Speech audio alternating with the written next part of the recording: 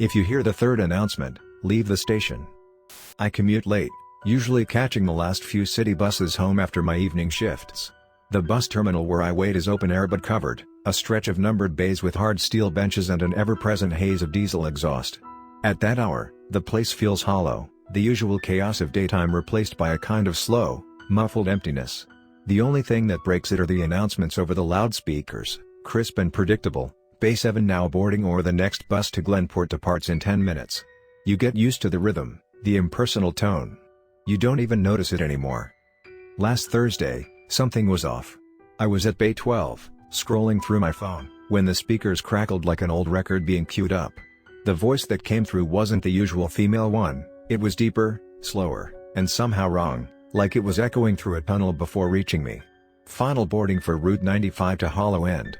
I froze. There's no Route 95. I've been riding from this station for 3 years, and I know every single route by heart. I looked up, expecting to see confused glances from the others waiting, but nobody reacted. A man a few benches down yawned.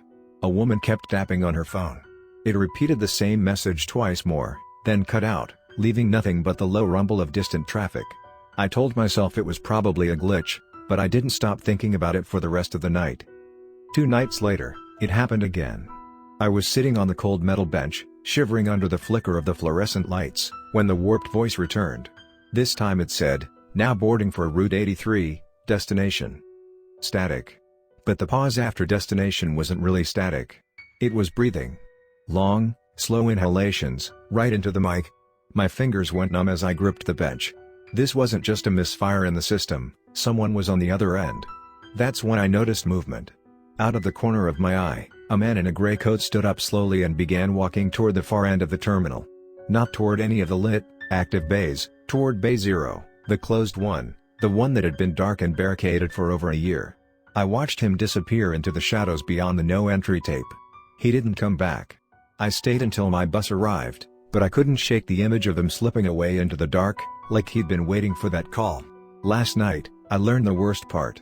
It was colder than usual, and I had tucked myself against the terminal wall, trying to block the wind. The warped voice came again, third call for boarding. Route 19 to, but it didn't finish. Instead, everything went silent. And I mean everything. The buses that had been idling a moment before made no sound. The hum of the lights vanished. Even the footsteps and conversations of the people nearby were gone, though I could still see them moving their mouths. I could feel my own heartbeat pounding in my ears, but there was no sound of it. The silence was alive, thick, suffocating. That's when I heard it, footsteps behind me. Slow. Wet. Deliberate. I didn't turn around. I didn't even breathe. I knew that if I saw what was there, I wouldn't be able to move again. The footsteps stopped right behind my bench. The air felt damp and cold, and then a voice, not from the loudspeakers, but directly next to my ear, whispered, "Your turn." The noise of the terminal came rushing back in an instant. I stood up and walked out into the street without looking back, my legs moving like they weren't mine. I didn't wait for my bus. I didn't care that it was late and freezing. I walked 3 miles home, too afraid to turn my head even once. This morning, I drove past the station. Everything looked normal, buses idling, people waiting, announcements playing in the distance. But when I passed Bay 0, I saw something I wish I hadn't: a man in a gray coat, standing just beyond the barricade, unmoving. His face was turned toward me, but his mouth, it was open too wide. Rules to survive the announcements. 1. First announcement, ignore it. Do not look for the route it mentions. 2. Second announcement, keep your eyes on the ground until it ends. Do not follow anyone who stands up. 3. Third announcement, leave the station immediately, no matter what you're waiting for. 4. If you hear footsteps during the silence, do not turn around. If you break the rules, you might find out where Bay 0 really goes. I didn't plan on finding out. But the thing about the terminal is, you can't always control when the announcements happen. You could be distracted, stepping off one bus and heading toward another, and it just starts. That's what happened to me 2 nights later. It was just after 11:30, and the place was busier than usual. A crowd of night shift workers, a couple of teenagers laughing too loud, someone pacing while talking into their phone. I was halfway across the platform when the warped voice came on. Final boarding for Route 97 to Still Hollow. My stomach dropped. It was the first announcement. I quickened my pace toward the exit. Then I heard it again. Barely a minute later. The second announcement. This time, the pause was filled with a muffled sound, like something heavy dragging along a floor. My legs were moving faster now, but not fast enough. I knew the third one was coming. And it did. Third call for boarding. Route 0. The silence that followed slammed into me like a wall. The crowd froze in mid-motion. Buses sat motionless, the faint haze from their exhaust frozen in the air as if time had stopped. I tried to run, but my body wouldn't obey. My limbs felt heavy, sluggish. The air had that thick, damp cold again. And then came the footsteps, heavier this time, closer. I could feel each one in the concrete beneath me. They didn't come from behind, they came from ahead, from the direction of Bay 0. A shape emerged from the shadows beyond the barricade. At first, I thought it was the man in the gray coat again. But his body was wrong, stretched taller, limbs bending in ways they shouldn't. His head tilted to one side, too far, like a doll with a broken neck.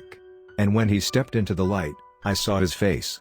The mouth wasn't just wide, it was split, torn open all the way to where his ears should have been, and inside there were no teeth, just a glistening black void. He raised one impossibly long arm and beckoned. My feet moved forward without my permission. The barricade tape didn't stop me, it was gone. Bay 0 looked different, no longer part of the terminal at all. It was a narrow, unlit tunnel, damp air flowing out of it like breath. As I was pulled closer, the shadows inside began to shift, and I realized they weren't shadows at all. Figures were moving in there, hunched, twitching shapes that blended with the dark.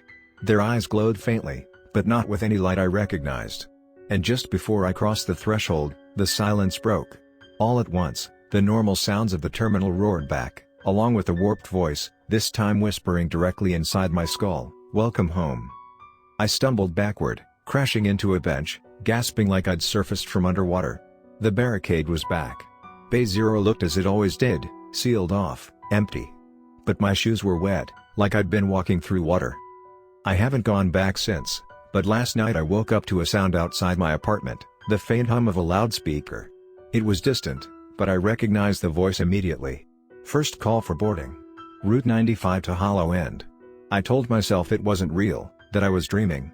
But this morning, on my way out, I saw something that froze me in place. Near my front door, smeared across the concrete, was a single long, wet footprint. It didn't look human. Now I understand the truth. Bay 0 isn't just in the terminal.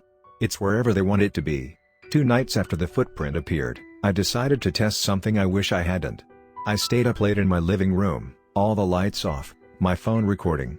I told myself that if the voice came again, I'd have proof, that somehow seeing it in playback would make it less real, more explainable.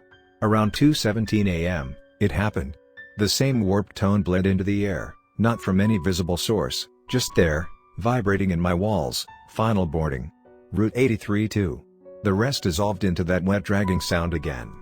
My hands shook so badly I nearly dropped the phone. Then came the silence.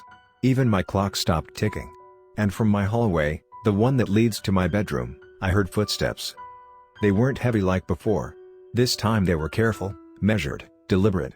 Like someone didn't want to wake the rest of the house. I could see the end of the hallway from where I sat, but the shadows there didn't look right, they weren't falling in the direction of the street light outside. I raised my phone toward it, and the moment I did, the shadow moved. It stretched up the wall and across the ceiling until it reached the corner above me. I heard breathing, deep, slow inhalations, coming from inside that patch of darkness.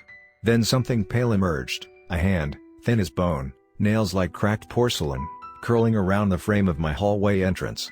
It lingered there, motionless, before sliding back into the dark. The breathing stopped, and the sounds of the night returned all at once, as though nothing had happened. I checked the recording. The audio caught nothing, no announcement, no silence, no footsteps. But when I looked at the video, there was one frame that shouldn't have been possible. A single still image of Bay 0, barricade gone, the tunnel gaping open. I was looking into it from my own living room. I should have left my apartment that night. I didn't. I tried to go about my life like nothing was wrong, but things began changing in ways I couldn't ignore. Street corners I passed every day now had bus stop signs that hadn't been there before.